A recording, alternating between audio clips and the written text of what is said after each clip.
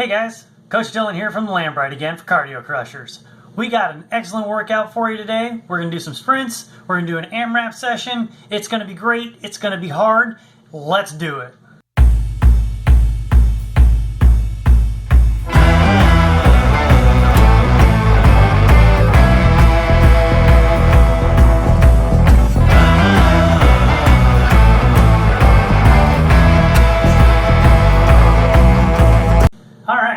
So for our dynamic warm-up today, we're going to be doing some hurdle drills, we're going to be doing some walking lunges, and we're going to be doing some arm swings. We're looking for 3 sets of 10 each.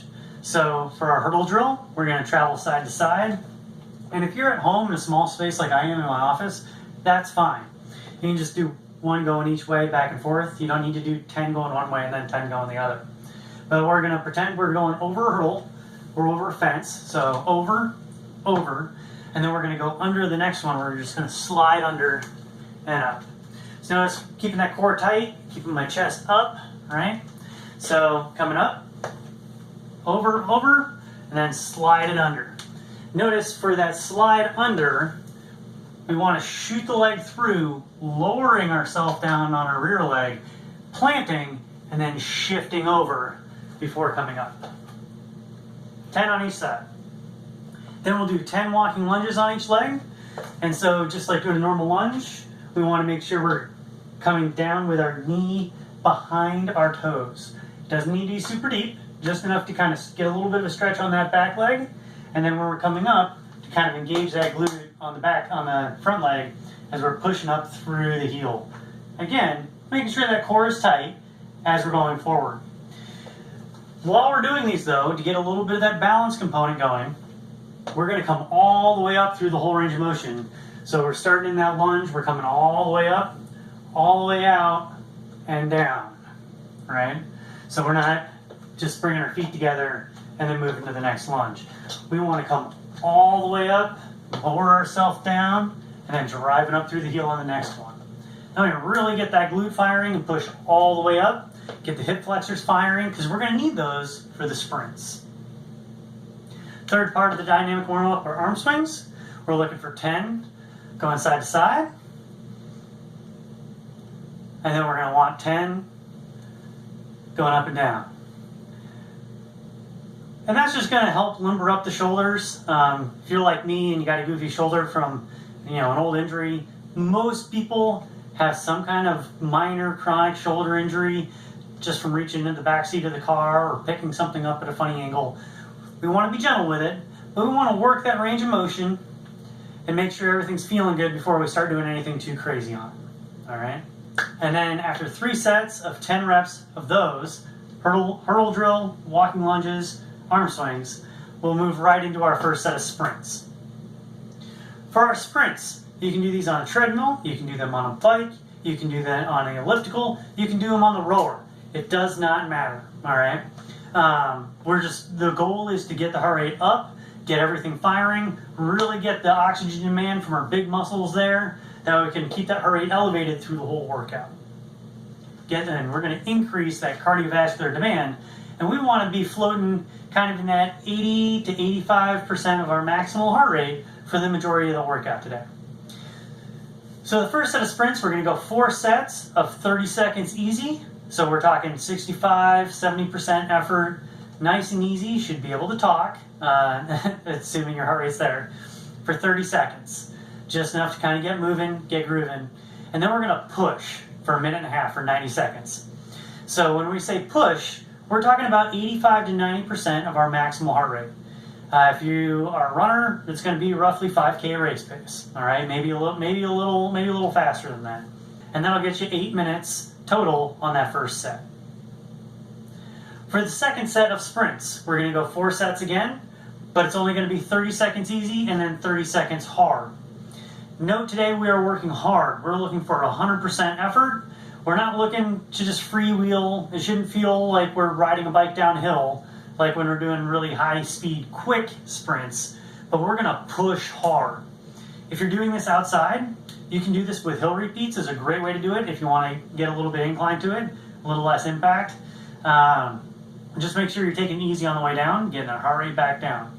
So it's going to be a 1-to-1 split, 30 seconds easy, 30 seconds hard, 4 times. And that'll finish off the sprints. So we're talking a grand total of 5 minutes of sprints of work. With first set being 90 seconds times 4 at 85 to 90% effort, and then second set being 4 reps of 30 seconds, everything you got, pushing hard. Really getting those glutes and the quads and the hamstrings firing, really driving the knee up, and really pushing it down, getting it underneath you. I will say if you're running, even with these hard effort sprints, we want to make sure we have good mechanics. So we want to make sure that the heel is coming up and over the knee, and then on the way down, we're pushing that foot down so it lands under our hip. We're not planning out here and trying to pull ourselves forward, because that's a good way to overload your hamstrings and your calves and get hurt. Not to mention the impact force is greater. So after we get the sprints done, we've done our 4 sets of 30 and 90, we've done our 4 sets of 30 and 30, we're ready to move on to the lifting portion. Bring that heart rate down just a little bit, catch your breath, grab a swig of water if you need it, and then we've got 4 exercises we're going to do in a circuit. We're doing an AMRAP circuit today. So we're going to go 4 minutes of as many rounds as you can do. As many rounds as possible, AMRAP. And so the 4 exercises we're going to do are squats with an overhead press, rowboats, kettlebell swings, and back flies. Notice we're using the big muscles today, right?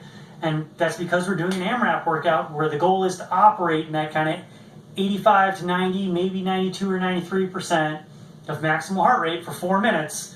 And then you get 1 minute of full recovery, let the heart rate come down a little bit.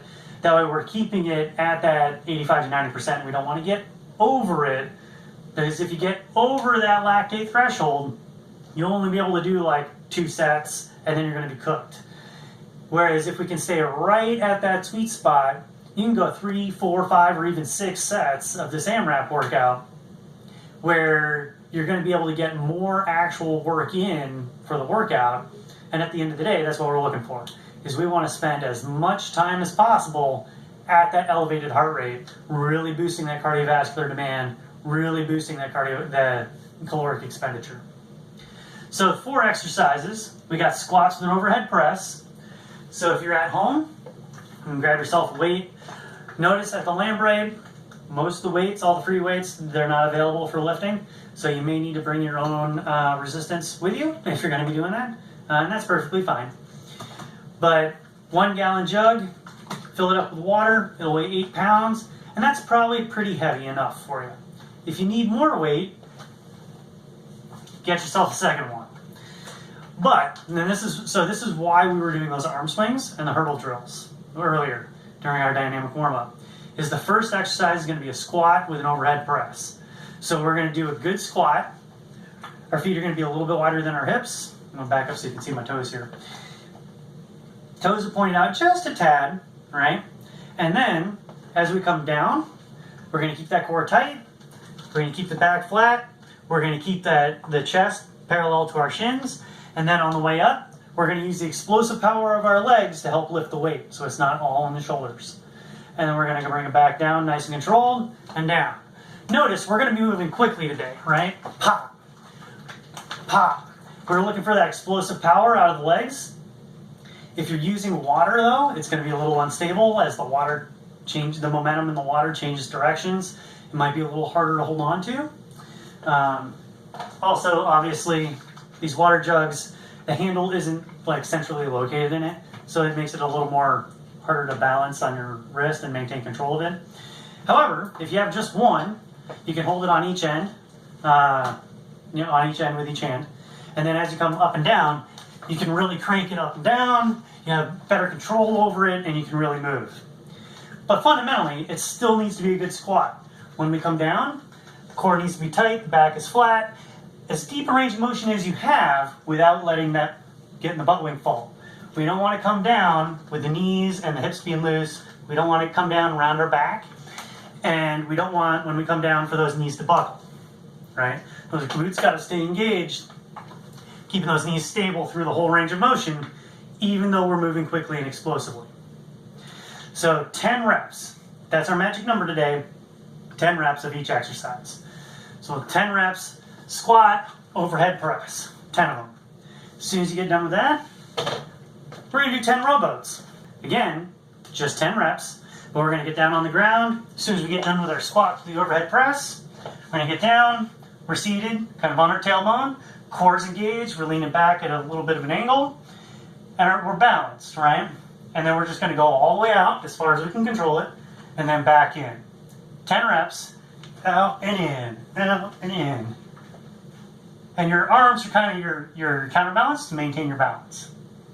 But this is going to be a good core exercise. You're going to work your quads a little more, work those hip flexors a little. And because we're moving fast in such a way that we're bending our core, it's going to require us to match our breathing with our mechanics as well, which is also good for this kind of workout. Help regulate the breathing. As soon as we get done with our rowboats, we're going to stand up. We're going to grab our resistance. We're doing kettlebell swings. 10 reps, again, using those big muscles, using those glutes and hamstrings. Core is tight, squeeze them up, squeeze them back, right? You almost feel like you're shifting the weight up onto the ball of your foot as you come forward, just letting the weight swing, and then we're gonna pull it down because we're trying to go quickly. We wanna go at that 85 to 90% effort where we're really moving. Some we can sustain for a while, but it's quick. We're not just letting it fall and catching it at the bottom. We want to be engaged and pull it down. Then drive it back up and down. Up, up, up. And you should feel it right in your keister.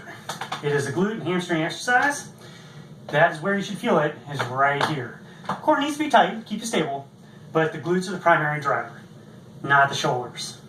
We're getting those with the squat with the overhead press and our back flies. Speaking of, back flies are going to be our last exercise in the circuit.